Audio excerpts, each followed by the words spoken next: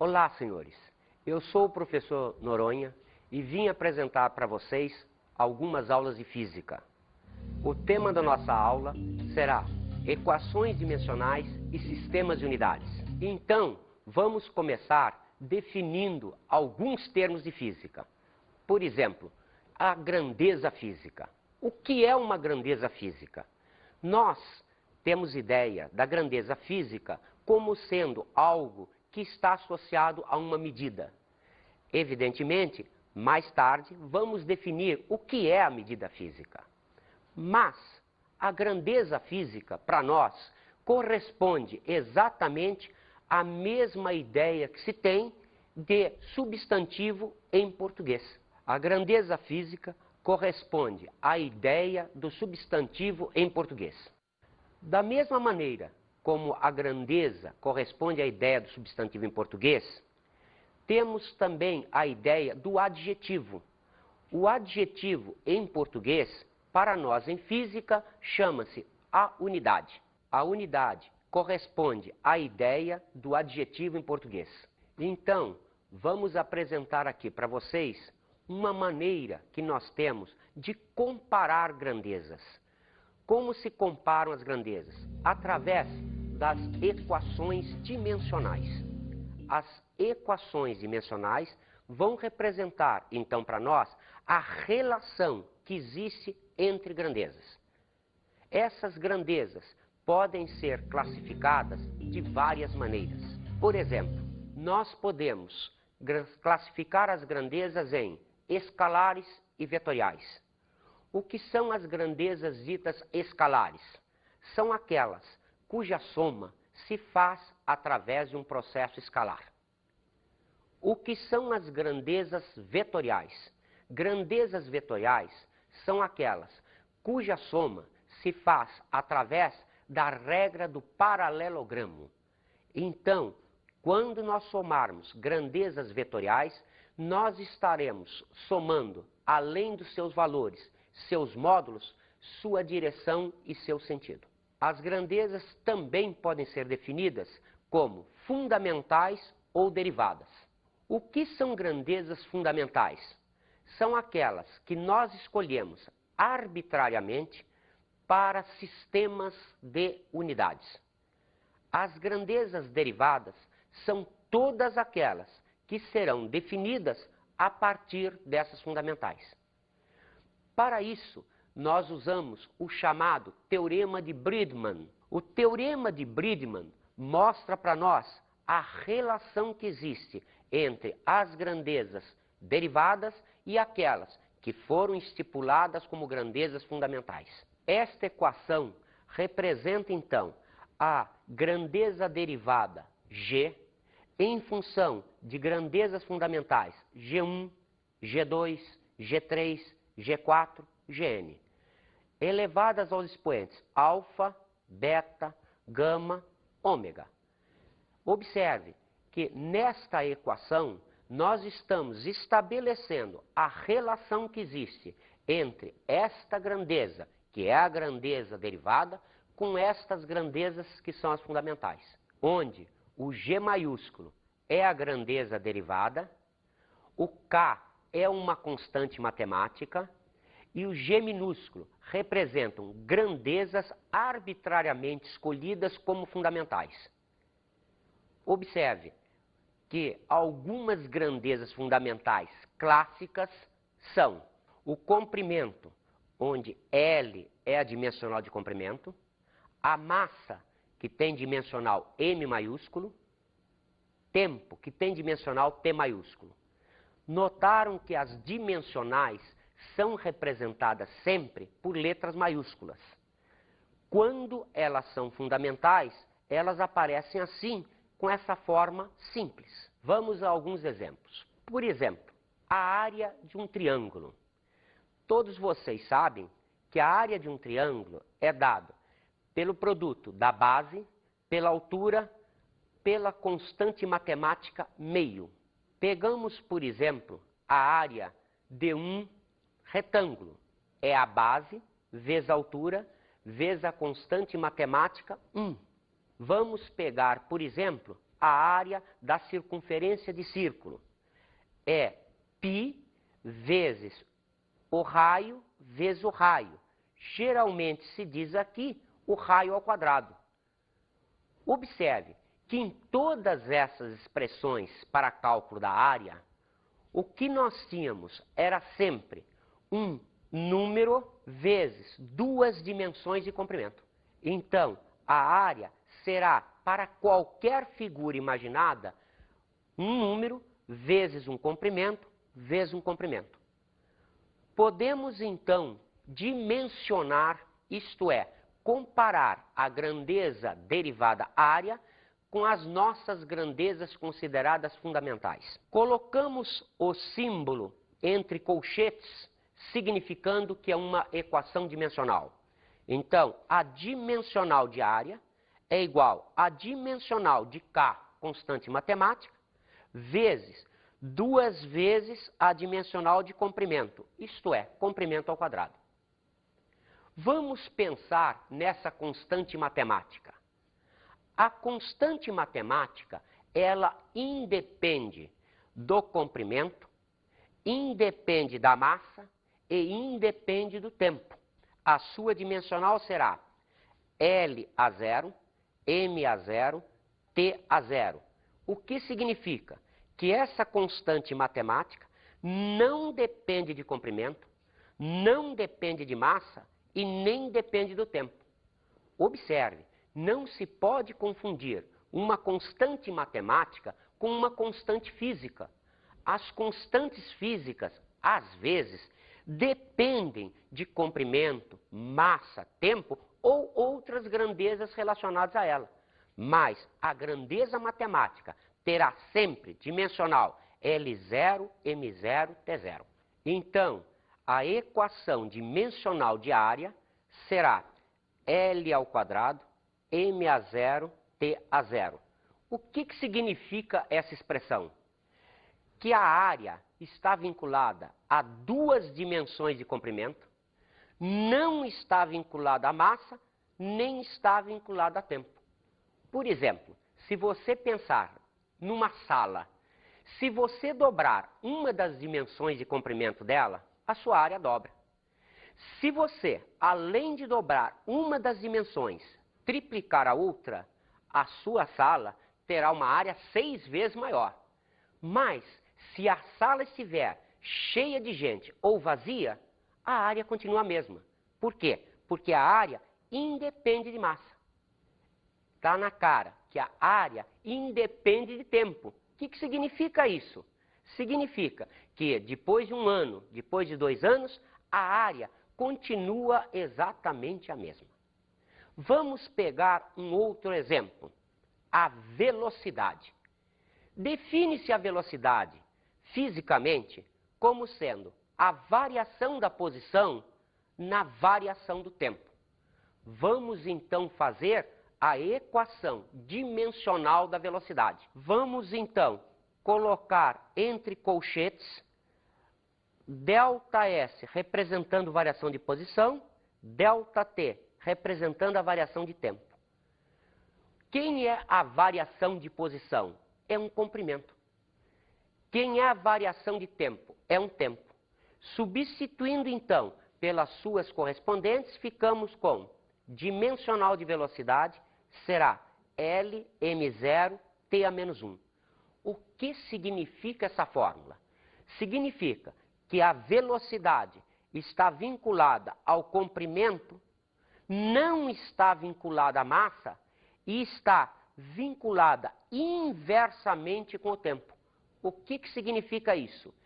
Se eu tiver o mesmo comprimento, se o tempo aumentar, a velocidade terá ficado menor. Vamos pegar um outro exemplo. A grandeza aceleração. Definimos a grandeza aceleração como sendo a variação da velocidade em uma variação de tempo. Vamos fazer então a equação dimensional. A equação dimensional de aceleração será a equação dimensional da variação de velocidade pela equação dimensional da variação do tempo.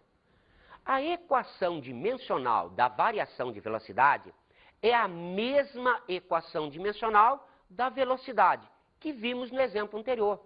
Então, a dimensional de aceleração será Lm0 T-2. O que significa isso? Que a aceleração está diretamente relacionada ao comprimento, não depende da massa e varia inversamente com o tempo ao quadrado. Pegamos um outro exemplo. Vamos ver o que é uma força. A força é definida fisicamente como o produto da massa pela aceleração. Então, a dimensional de força será Lm T-2. Observe que agora essa grandeza, força, ela está ligada ao comprimento, está ligada à massa e está ligada ao tempo. Observem realmente que se a massa aumenta, a força também aumenta. Experiência que pode ser realizada facilmente quando você empurra um caixote de madeira sobre o chão. Se o caixote for cheio de areia, isto é, se aumentarmos a massa, a força que você vai fazer para empurrar esse caixote também vai aumentar. Vamos pegar um outro exemplo ainda. O trabalho. Trabalho representa-se ou pela letra W maiúsculo ou pela letra tal em grego. Como a gente usa muitos livros em inglês, a gente pega o símbolo da palavra inglesa work. Então, o trabalho será o produto da força pelo deslocamento, pelo cosseno do ângulo entre a direção da força e a direção do deslocamento.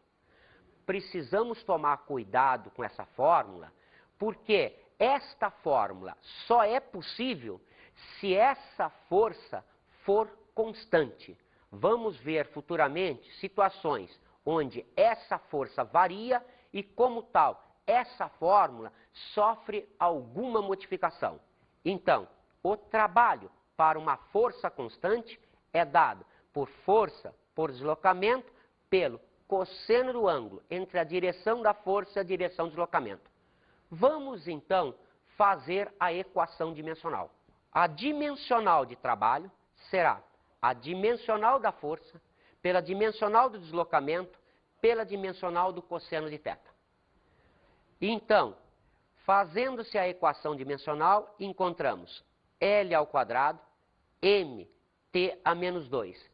Observaram que aquele cosseno de θ, quando foi dimensionado, desapareceu? Por que acontece isso? Porque cosseno de θ é uma constante matemática.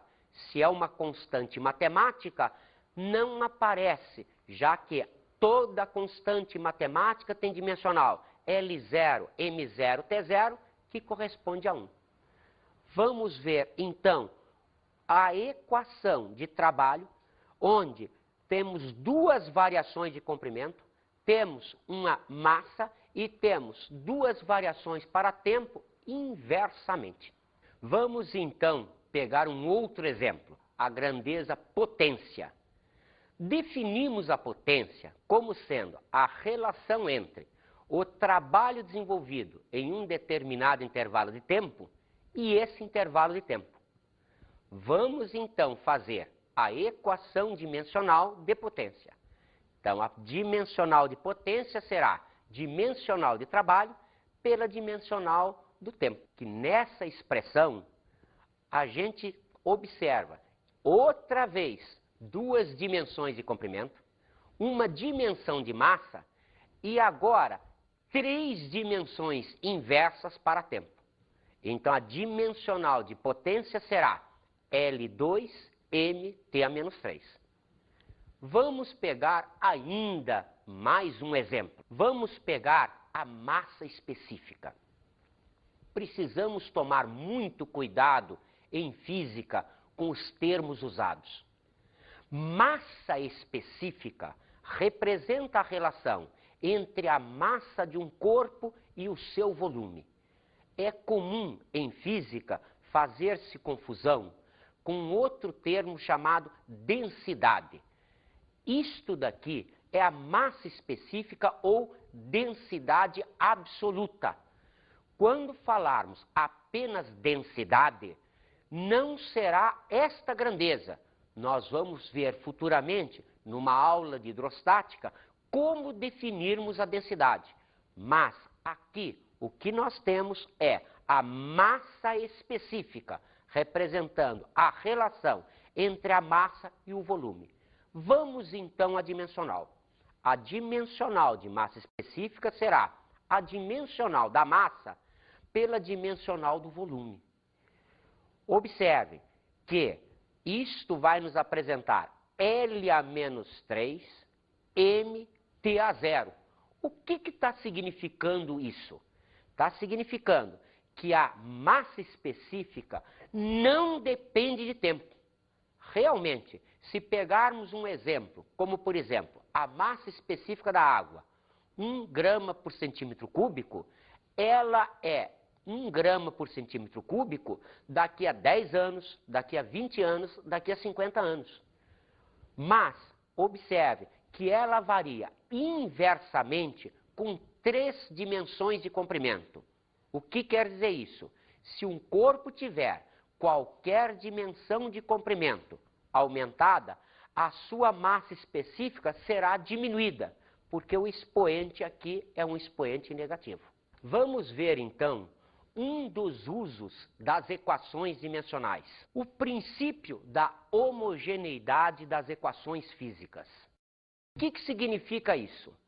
Que uma equação física tem que ter a dimensional do termo antes do sinal de igual exatamente igual à dimensional do termo após o sinal de igual.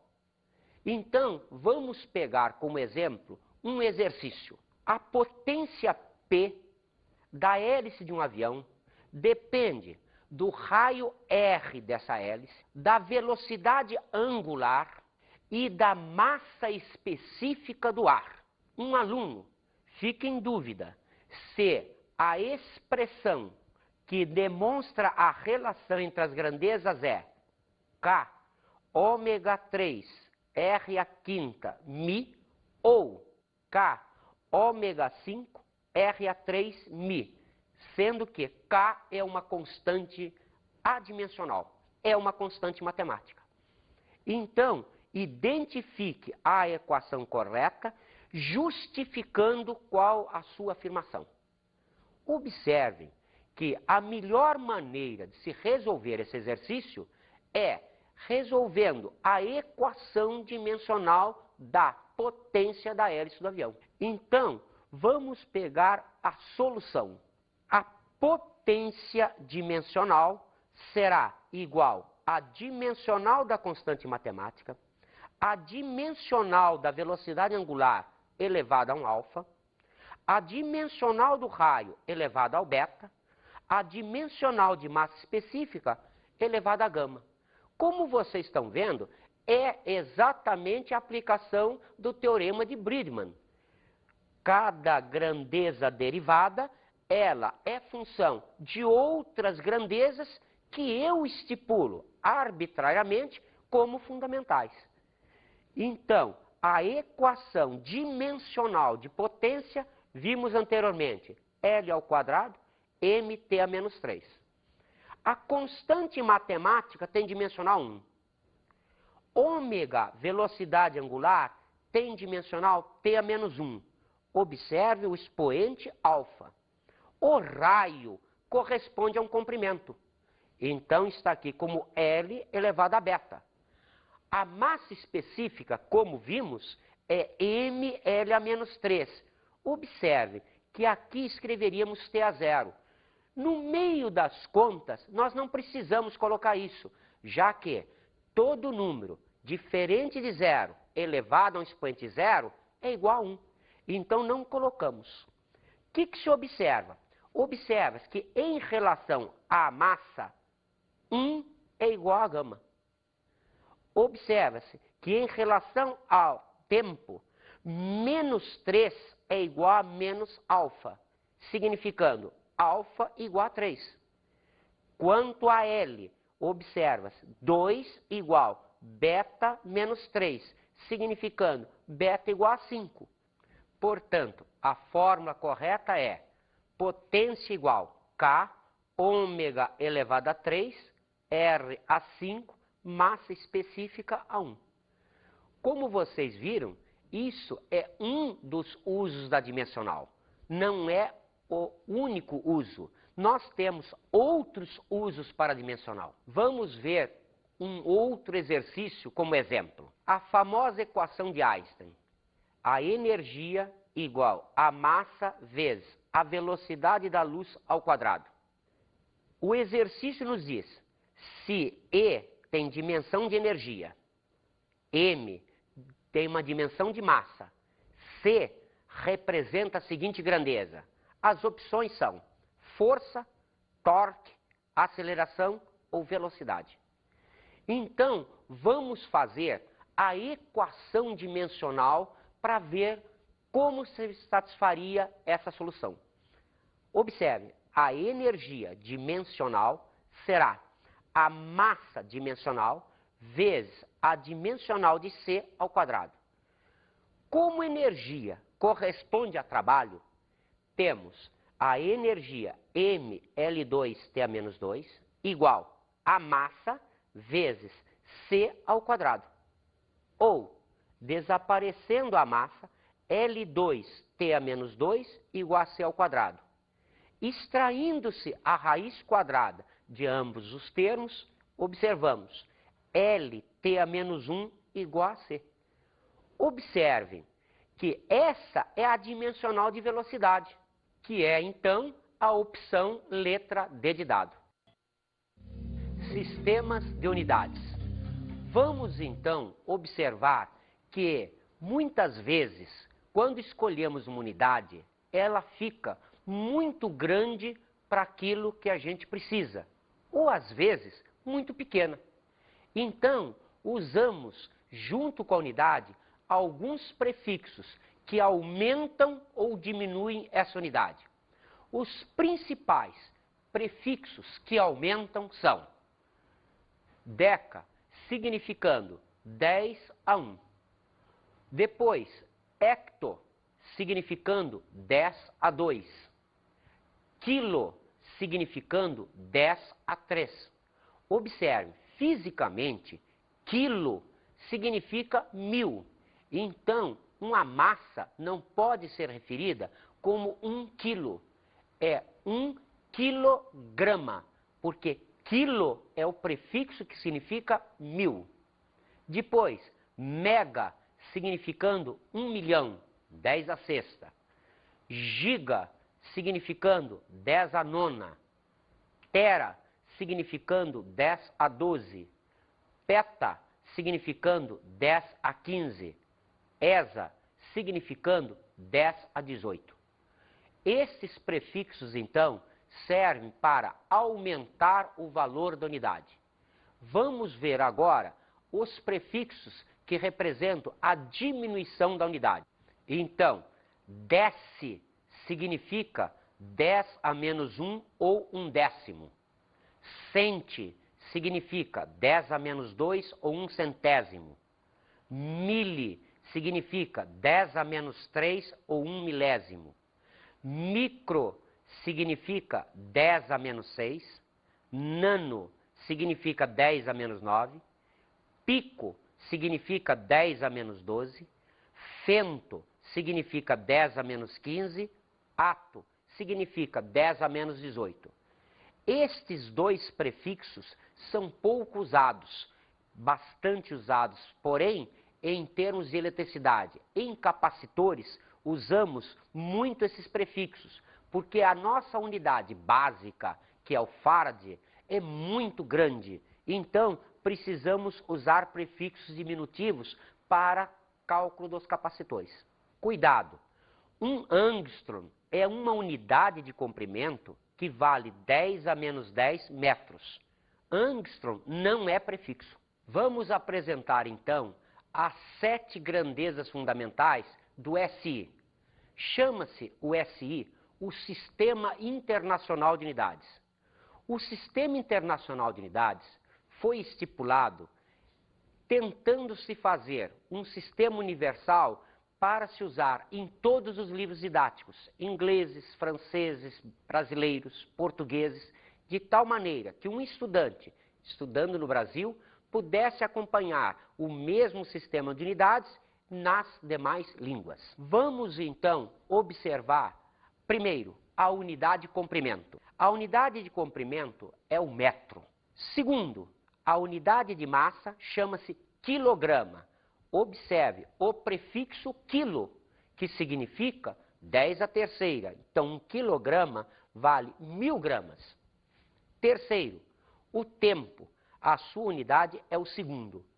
Como vocês veem, essas três unidades, comprimento, massa e tempo, representam as letras M, K, S, que era o nome desse sistema primitivamente, hoje em dia chamado de SI. Quarta unidade é a quantidade de matéria, ou mol. Quinta é a temperatura termodinâmica, cuja unidade é o Kelvin. Sexta é a intensidade de corrente elétrica, com unidade ampere.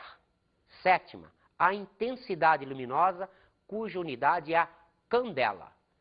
São essas, então, as 7 unidades fundamentais do SI. Observe que estas unidades servem de padrão para todas as demais em física. Nós mostramos alguns exemplos inicialmente na aula para vocês, só de grandezas mecânicas. Naquelas grandezas mecânicas, só trabalhávamos com comprimento, massa e tempo. Mas para que possa se fazer todo o sistema dentro da física, nós precisamos dessas 4 últimas apresentadas agora. Existem ainda 2 unidades acessórias. Nós temos como unidades suplementares a unidade de ângulo plano, chamada radiano, e a unidade de ângulo sólido, chamada esterradiano. Então, vamos pegar alguns exemplos. A velocidade. No sistema CGS é centímetro por segundo ou centímetro segundo a menos 1. No sistema MKS.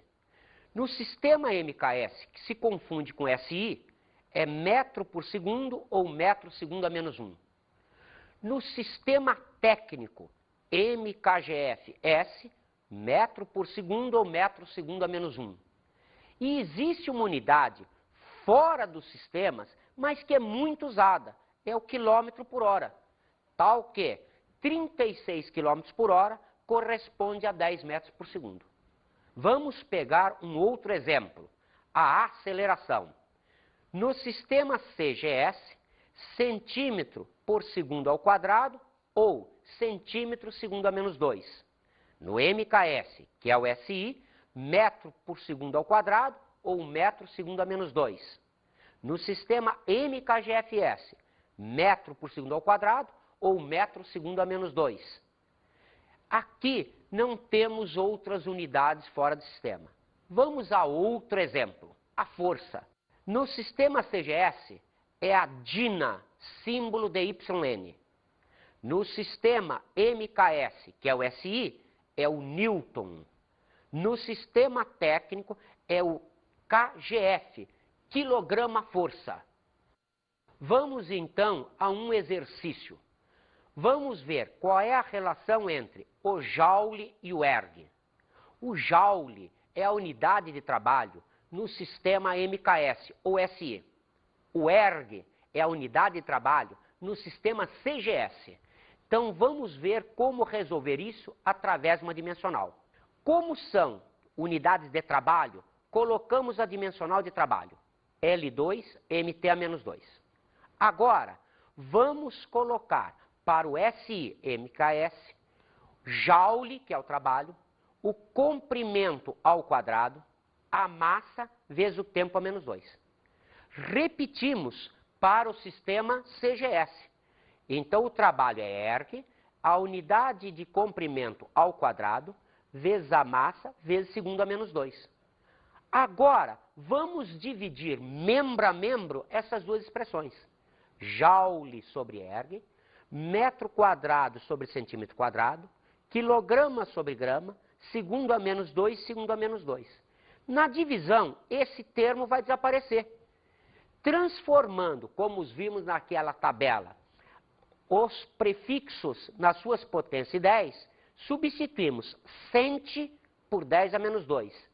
Substituímos o quilo por 10 a terceira. Como vocês veem, esta unidade vai desaparecer. Esta unidade vai desaparecer quando elevarmos ao quadrado. Cuidado! Elevando ao quadrado, aqui fica 10 a menos 4. Então, o nosso sistema fica joule sobre erg, 10 a terceira sobre 10 a menos 4.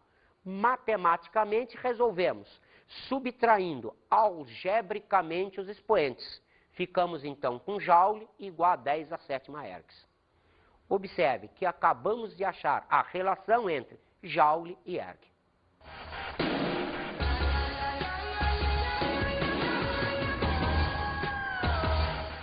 Nessa aula de hoje, você aprendeu que uma equação física só existe quando a dimensional de um lado é igual à dimensional do outro do igual. Você pode treinar isso agora em casa com vários exercícios.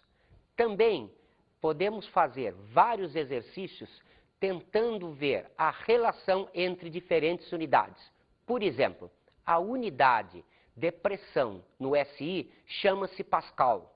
A unidade de pressão no CGS chama-se bária. Experimente fazer em casa, como você aprendeu aqui, a relação entre o Pascal e a bária. Uma dica, você deve encontrar que um Pascal vale 10 bárias. Com isso, nos despedimos até a próxima